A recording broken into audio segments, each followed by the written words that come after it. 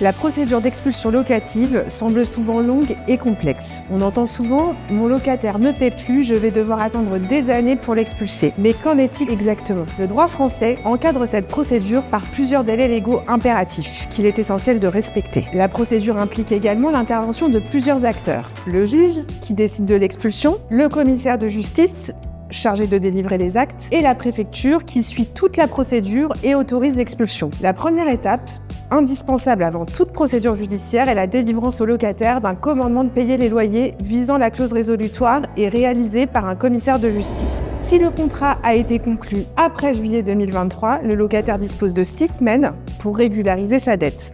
Si le bail a été signé avant juillet 2023, le délai est de 2 mois.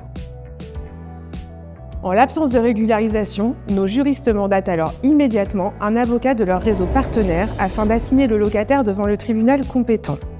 Cette assignation est signifiée par un commissaire de justice et doit être dénoncée à la préfecture.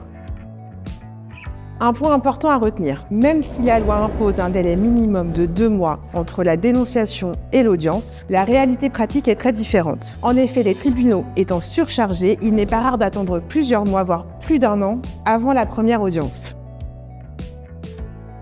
Lors de cette audience, le juge examinera attentivement le dossier. Mais attention, les renvois d'audience sont fréquents et chaque report rallonge considérablement la procédure. Pour éviter ces délais supplémentaires, il est donc indispensable de préparer en amont un dossier complet avec tous les arguments et les pièces nécessaires pour permettre au juge de statuer rapidement. Après l'audience, le juge place l'affaire en délibéré, c'est-à-dire qu'il donne un délai pour examiner précisément le dossier avant de rendre sa décision. Ce délai varie de quelques semaines à plusieurs mois selon la complexité du cas et la charge de travail du tribunal.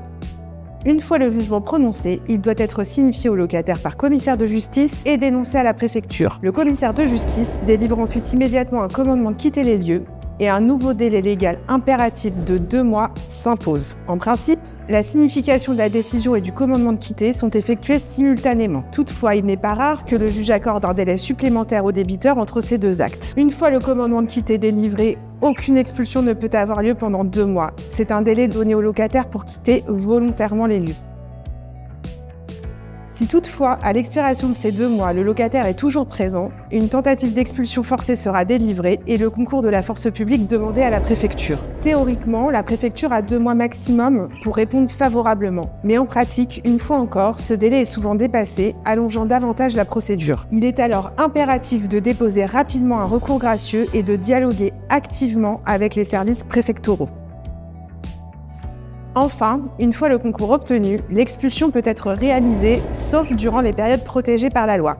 La trêve hivernale, du 1er novembre au 31 mars, ou la période de trêve cyclonique dans les départements, régions et collectivités d'outre-mer. Pendant ces périodes, toute expulsion forcée est strictement interdite.